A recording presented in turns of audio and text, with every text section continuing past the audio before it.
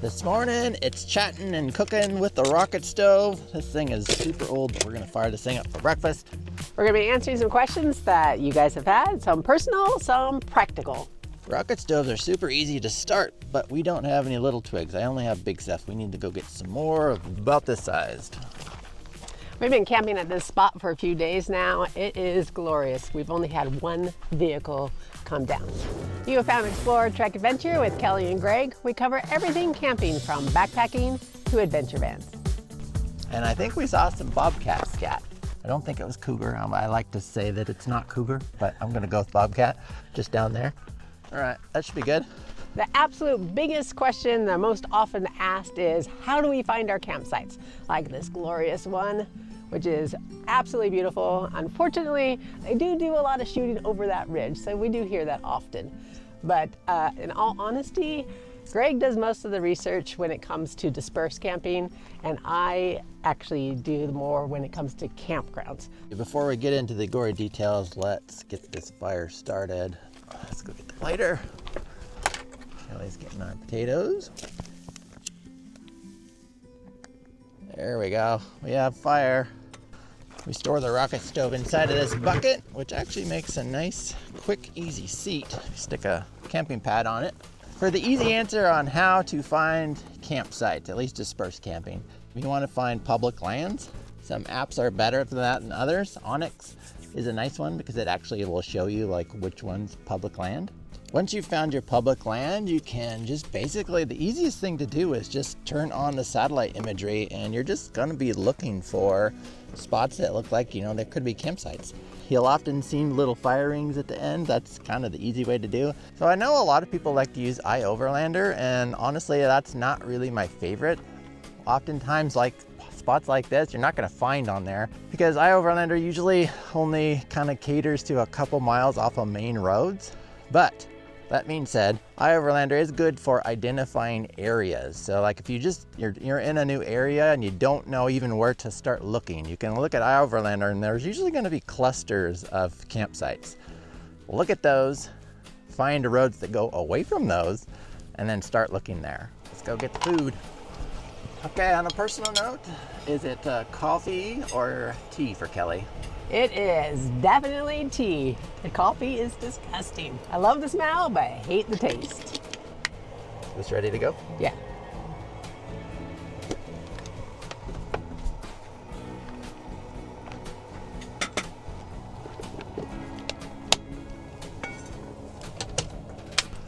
Spices. Got that. The rocket stove is too hot when you have fire shooting out the top, which we don't. It's about ready to get it started here. So the next question we often get is, where is this campsite that you guys are staying at? Well, the easy answer is we don't give away our spots, at least dispersed camping spots, and there's a really big reason for this. This spot we've been staying in, well, this is just one spot out in the forest, where if you go to a campground, there could be, 400 or 500 spots for people to choose from. I don't have a problem telling people, go check out this campground, it's pretty awesome. Don't have a problem with that because there's plenty of space. Those onesie twosies in the forest, I think they're personally better off to just let people find them on their own and discover them on their own.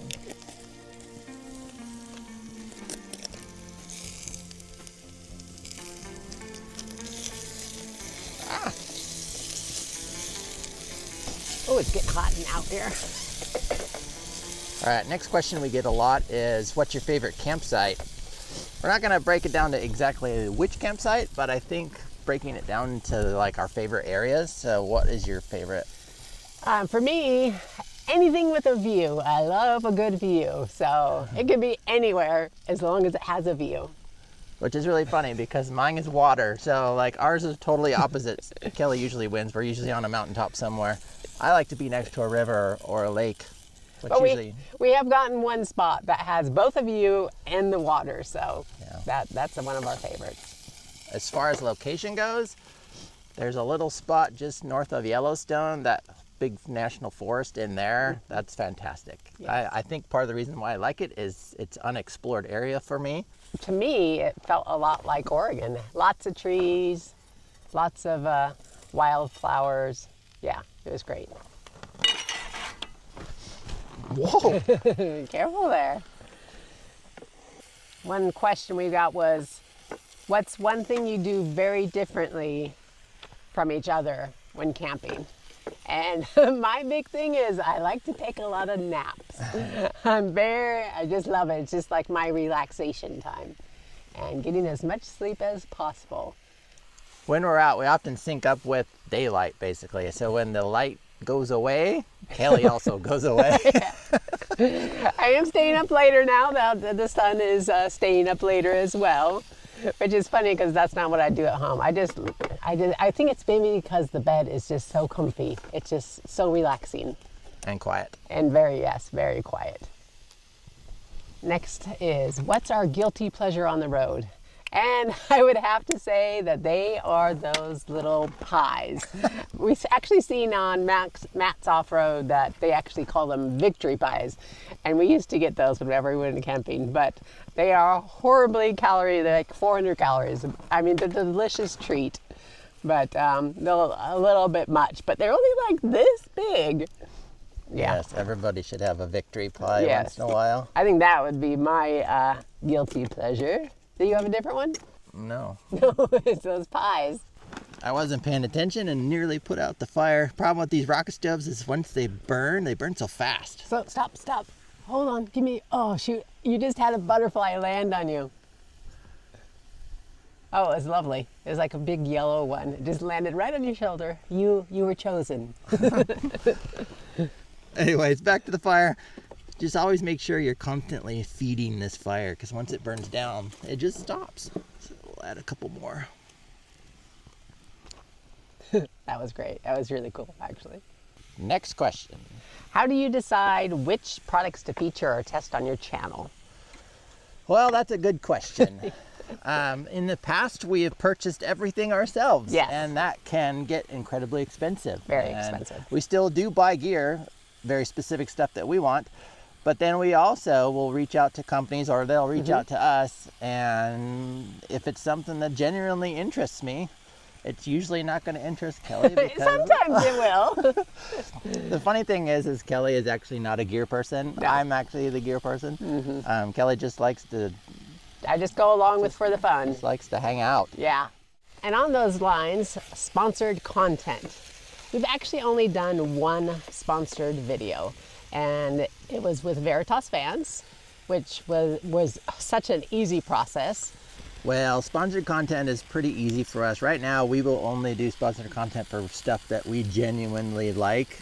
We get a lot of offers that people say, hey, well, would you sponsor this? Would you do this? We'll give you money for this. And the answer is just no right now. And so we only want to do stuff that we actually think that you would like and that we would like. We're actually attempting to make a tofu scramble this morning. It's looking pretty good. It does look pretty good so far. So next up is, how do we handle free products? And we try to be as transparent as possible when it comes to free products. We even have a little blurb on our website about that. And there are lots and lots of offers for free products, but we don't always say yes to it. And some of you might think it gets a little bit old that we constantly put the little banner on there that how we handle free products, but to us it's super important. Just yesterday I watched a video and the person was installing a new item into their rig and they didn't mention anything about that thing being given to them, and I know it was because we got the same emails that they wanted to give it to us. And I think being transparent is super, super important. And some people say you can't be, true to yourself if they're giving you the product, but I mean, we point out the cons if there are cons.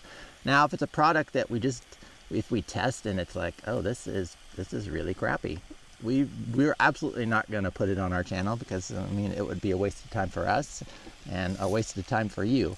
There would be the small exception to that if there's a safety issue or if they're just blatantly being bad on purpose, then maybe we would put them on there. But for the most part, you're only going to see stuff that actually tested well.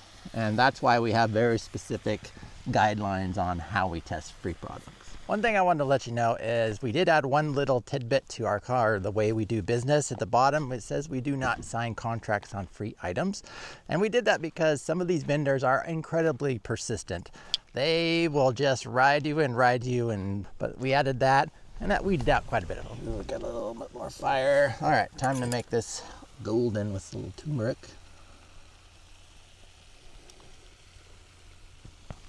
And the next question is, why not more backpacking content? Well, I'd like to say that we are fair weather backpackers, as in we really only backpack in the summertime. We've done some in the spring where there's still snow on the ground, but it was a little bit of a challenge. We classify ourselves as more of a camping generic channel. It's because honestly, I don't think I could just do backpacking only content for the rest of my life. I think that would drive myself crazy. I couldn't, get that super niche down. So I think just camping for us, and that often means, we're in the van. Sometimes we're in the rooftop tent. Sometimes we're backpacking. It's whatever the season is and whatever, kind of we want to do. But on that note, we do have a backpacking trip coming up. We actually won lottery tickets for the permit for the enchantments. Pretty super excited about that. Time for the nooch.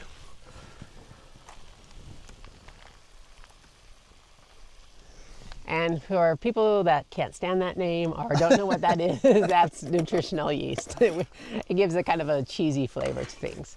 Next question would be, is there any gear that we really love that we haven't talked about yet?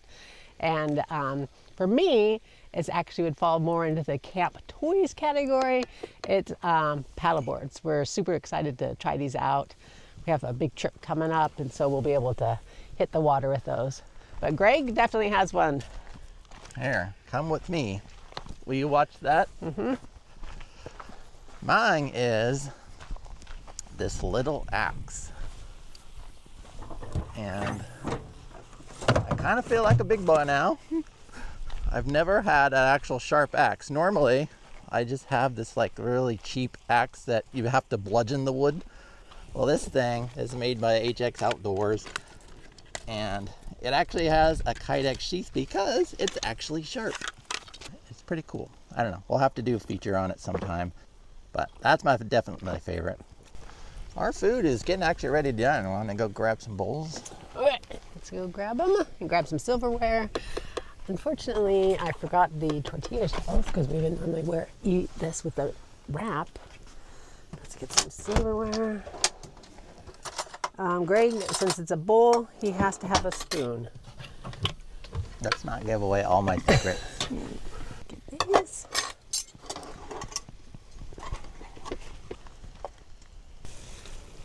Color turned out nice. Does it need more seasoning? Maybe just a smidge of salt. But nice. Yeah, it's good. Next question is, do we plan our trips or do we just wing it once we're out on the road? And I can 100% say every trip is planned to a T, with some backup ones when we go on big longer ones. We have alternate plans if something happens, which we actually had to put into use when we were in Idaho. Yeah. I think we try to be a little spontaneous, but Yeah. I have to have everything planned, otherwise it just drives me crazy. And Greg is the planner. He does it all. I'm along for the ride, which is pretty nice. When it comes to dispersed camping, if you aren't a planner, at least have a couple backups for the areas that you think you want to go to, because there's only a couple spots here and there. We've actually gone to places thinking we're going to get that one, and somebody was already there, so we had to redirect and have a backup of a backup. Yeah. Just in case. So this is an interesting question. Who's more likely to start an argument on the road, and what usually causes it? If you have ever dealt with backing up any vehicle, whether it be a trailer or the van, there's normally some communication fail when it comes to those. Yeah. I think that is 100%. There's a reason there's a t-shirt that says, "I'm sorry for what I said," while backing up the trailer. Yeah. I can actually hear a little bit of traffic out there today. Next question. Have we ever had a serious gear fail on a trip? And I would say yes. One, I don't know if it was necessarily a gear fail, but it was definitely a us fail. We did not pack enough fuel on our backpacking. That was a self-inflicted fail. We ran out of fuel on a 4-day backpacking trip, like on day 2. Yeah, yeah. So we did a lot of cold soaking our food. Actually, it worked really good. I was actually dead set against cold soaking because I like warm food, and it turned out I actually really like it. Yeah, yeah. So I'm on the no stove camp now. I'm on the pack more fuel camp now. Next question. Is there one thing that you always bring on any trip? And I 100% always bring my Kindle. I don't care if I'm backpacking, car camping, tent camping, in the van. I don't care that it weighs more. I am taking that with. I read every single day. I fall asleep to reading. I absolutely have to have it. I think you took a book that thick once on a backpacking trip that weighed like 3 pounds. I did. Yeah. Now it's all in the Kindle. Now it's down to 2 pounds maybe. As for me, I just have to bring something to do with fire, whether it be one of the stoves, whether it be an axe, it's just something that I just like to burn things. We're going to end this with some rapid fire questions for Kelly. She cannot think about them. She just must blurt out whatever's in her head. So I warn you for what she's going to say. All right, number 1, campground or boondocking? Well, when you say boondocking, you mean like dispersed camping? Because it's free. Mountain or desert? Mountain. Driving or navigator? Navigate. Campfire, early bedtime? Early bedtime. Favorite camping meal? Oh, geez. Oh, biscuits. Chicken and dumplings that we do in the Dutch oven. Sunrise, sunset? Sunset. Peanut butter on your s'mores? No, I'm not a big s'mores fan, actually. Solo time or together time? Oh, together, honey. And worst bug, mosquitoes or flies? Oh, I absolutely despise flies. Mosquitoes, I don't care. They don't bite me. But flies are my #1 enemy. We're headed out to our next campsite, but I forgot one of the most important things. We get a lot of Starlink questions. People, for weekenders only, this applies. Always be paused. Never have your thing auto-renew. It's totally fine to be paused. Sign up, but then immediately pause it. That's just like the key. You won't get auto-generated. The second one is only turn it on when you actually need it. You could go, say you only need it for half the month, and it's the 15th of the month. You turn it on. That 50 gig plan that cost you $50 is now $25. We always start with the 10 gig plan, and as soon as we hit the 10 gig mark, then we'll upgrade to the 50 gig, and oftentimes we'll get 50 gigs for around $30. But here, check this out. One thing to the top of this ladder, you finally can see it. Look at that, explore more. The big question of the day is, would you eat this? Let us know how we did. You can go watch this video next. You can find us at exploretrekventure.com, and we'll see you next time.